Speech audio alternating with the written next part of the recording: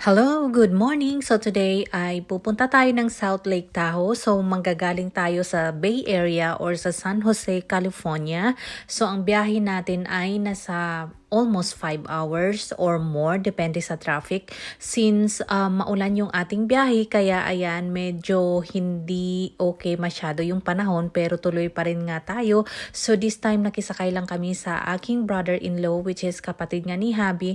So sabi ni Habi ngayon lang daw niya na-enjoy ng todo yung scenic view dahil this time hindi nga siya ang nagda-drive since pasahero siya. So ayan tingnan nyo nga naman grabe ang ganda talaga ng view dito. So ayan kung napapansin ninyo meron kaming dalang sledding dahil nga magsa-sled si Kulit. So ayan.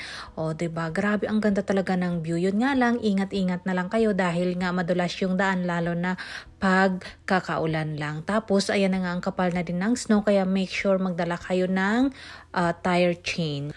Actually, peak season ngayon sa South Lake Tahoe or sa Lake Tahoe mismo, since yung punta nga natin wala talaga sa plano which is on the spot lang talagang napag-usapan lang and then go na agad since free naman kami So anyway, ayan na nga at maambon-ambon at maulan na nga. So ang plano namin ay mag-snow muna si Kulit or mag-sled muna si Kulit bago tayo didiretso sa ating hotel. So actually sa Reno sana kami pupunta pero nag-decide na lang kami sa South Lake Tahoe naman this time para maiba naman So ang nakita naming hotel, meron kaming nakita na medyo mura dahil nga peak season sobrang mahal ng mga hotel nila this time. So may nakita kaming medyo mura which is malapit sa Harrah's Casino Hotel and Resort ba yun siya. Basta doon kami banda mag-check-in. So ayan, so pag daan natin nga dito marami ng bata naglalaro sa snow So ayan, nag-pull over na lang sila sa side at naglaro na lang ang mga bata dyan. Actually, may mga snow park dito which is magbabayad ka. Meron namang area na pwede ka namang mag-stop kung meron ka namang parkingan at hindi ka nakakaharang sa daan. So, pwede ka naman mag-sled doon So, since kami, hindi nga kami makahanap ng maparkingan namin maayos at alanganin nga doon sa aming spot So, ayan, kinontinue na lang namin yung aming biyahe. And then later on, meron kaming nakitang snow park. So, doon na lang kami dumiretso. But anyway, before that, i-enjoy muna natin yung magandang tanawin dito.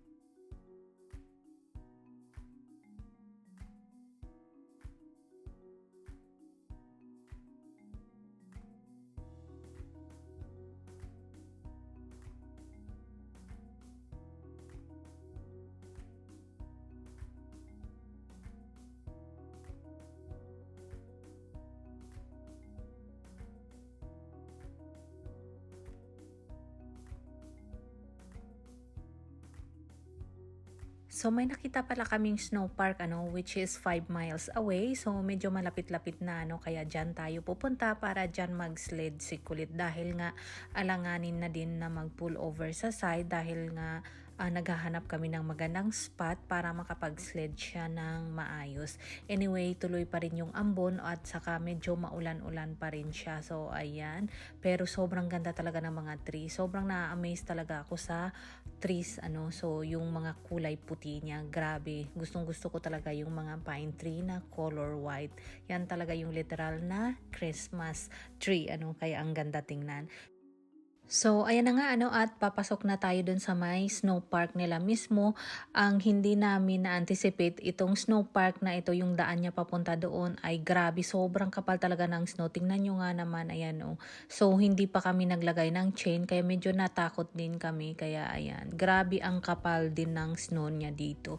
Hindi ko pala alam kung ano yung pangalan nitong snow park na ito, kasi ang nakalagay lang naman ay snow park. So ayan na nga, pagdating pala namin dito, sobrang lakas ng hangin tapos umulan pa, pero buti na lang at huminto ito, kaya ayan, kung nakikita ninyo ay nag-i-enjoy na kami sa snow syempre. So after namin dito na side ay umikot kami sa kabilang side dahil nga naghahanap kami ng area kung saan pwede mag-sled si Kulit.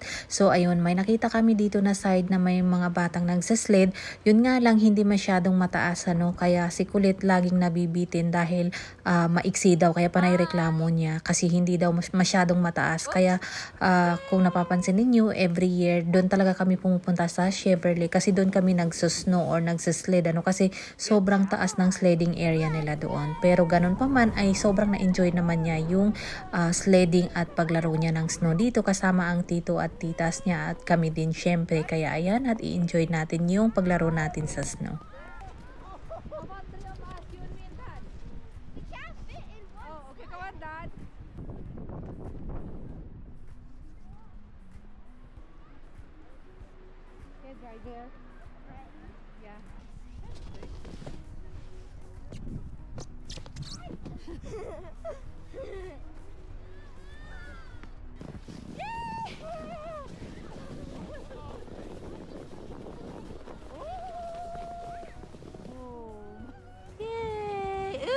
Oops! Hey!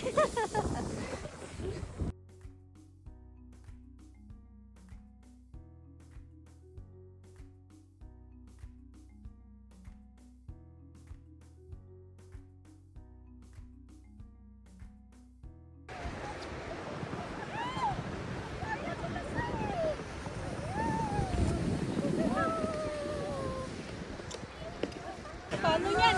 Alangan naman kami tatlo lang. Yeah. Kayo din, go! Ako nga din eh.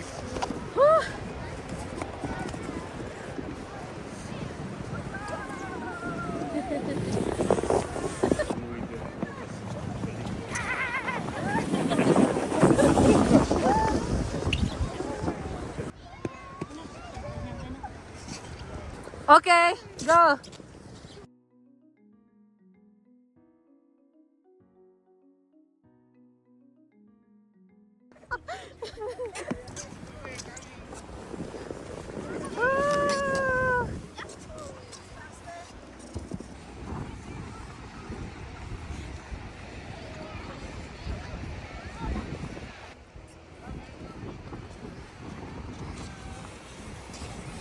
Okay.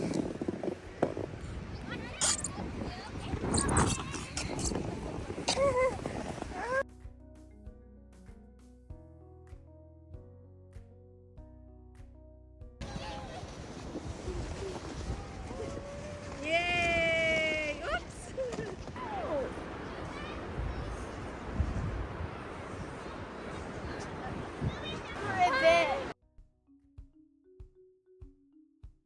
So, ayan, at tayo ay gagawa ng ating snowman. Syempre, kasi hindi kompleto yung pupunta natin sa snow kung hindi tayo gagawa ng snowman.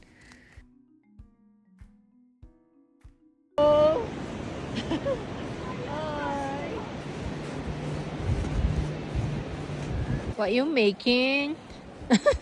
That's big. Oh, it's getting bigger. That's my trip. Yay! Oops, that's big. Oh, wow. How come the head is bigger than the body? The head is bigger than the body. It needs to be the opposite around. I said. So, ayan na nga ano, at nilamigan na yung kanyang tita, kaya ayan, nauna na sila sa sasakyan habang kami ay naglalaro pa dito sa snow.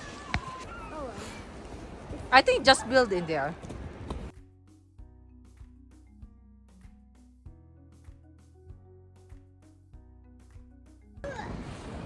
Where are you heading?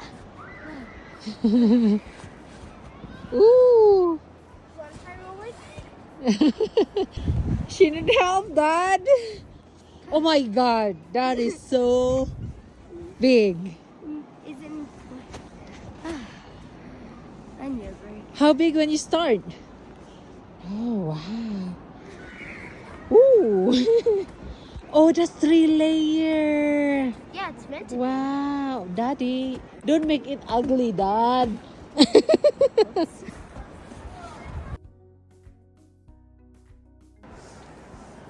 So, ayan.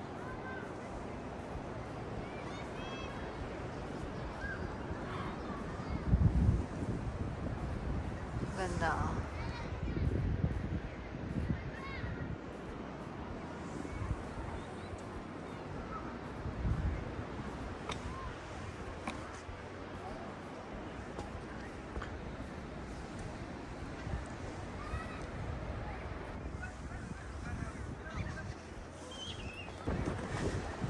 So, ayan. Oh! Natapos na din. Yan, marami ng bata.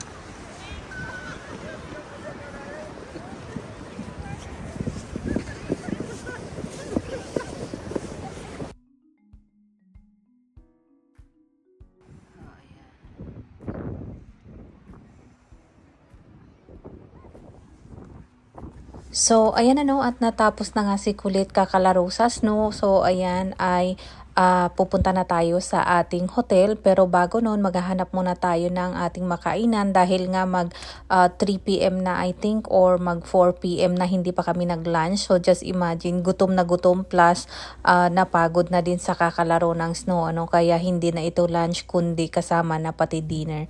But anyway, tingnan nyo nga naman, grabe, ang ganda talaga ng mga trees dito, oh, covered with snow, kaya ang ganda pagmasdan.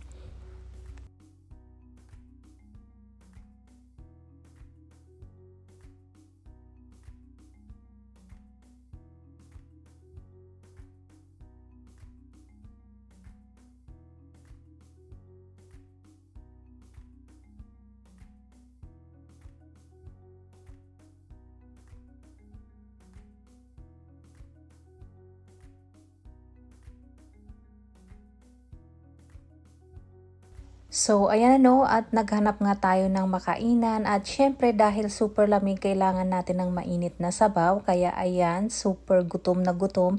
And after natin kumain, ayan, nag-check-in na din kami at saka nagpahinga muna saglit. And then pumunta kami sa Harrah's Casino nung gabi na. Kaya ayan, nag-play muna kami ng casino dyan saglit at saka nag-play din si Kulit sa kanilang arcade. So for full video nitong kanilang lugar sa arcade at sa casino, i-upload ko siya separately, pero ito yung quick video dito sa loob.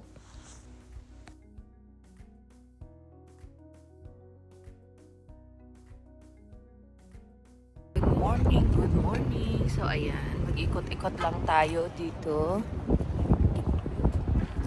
Sa South Lake Tahoe pala kami ngayon.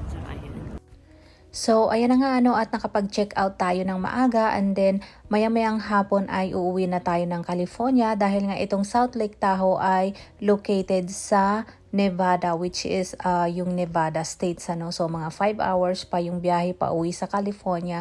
Kaya bago tayo uuwi, since mamayang hapon pa naman, ay mag-ikot-ikot muna tayo dito sa area. So ayan, meron kaming nakitang spot dito, ano. So ayan, nag-stop na lang kami. Actually, hindi ko alam kung anong pangalan nitong area na ito. So ayan, may mga boat rental sila dito. Siguro ang sarap mag boating dito, ano, kung summer. Pero ngayon, since winter, sobrang lamig. Kaya ang ganda ng beach nila, tapos sobrang ganda talaga ng view nila. Kaya ayan, at i-enjoy lang natin yung magandang tanawin dito.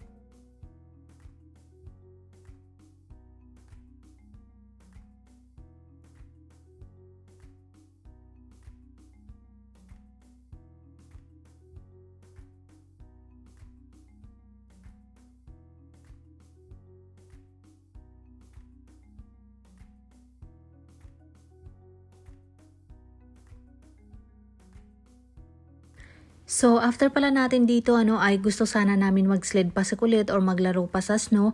Ang problema wala kaming makitang parkingan, kasi sobrang dami ng tao. Meron kaming sledding area nakita sa side ng daan, tapos sobrang taas ng sledding area nila.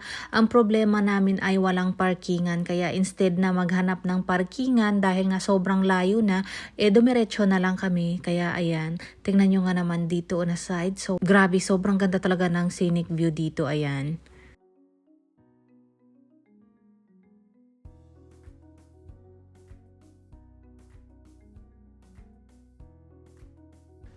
So, back to California na nga tayo, pero along the way, meron kaming nakitang state park, which is yung Sun Harbor State Park. Kaya ayan, hindi namin ito pinalagpas, kaya pumasok na din kami, Anyway, yung entrance fee nila dito ay nasa $15 per vehicle. So, ayan. Grabe, sobrang ganda rin nitong state park na ito.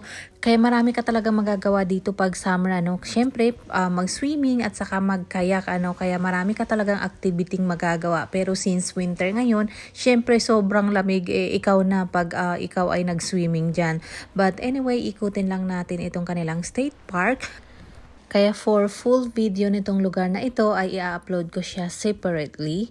So after pala natin ikutin ito ay uuwi na tayo sa California.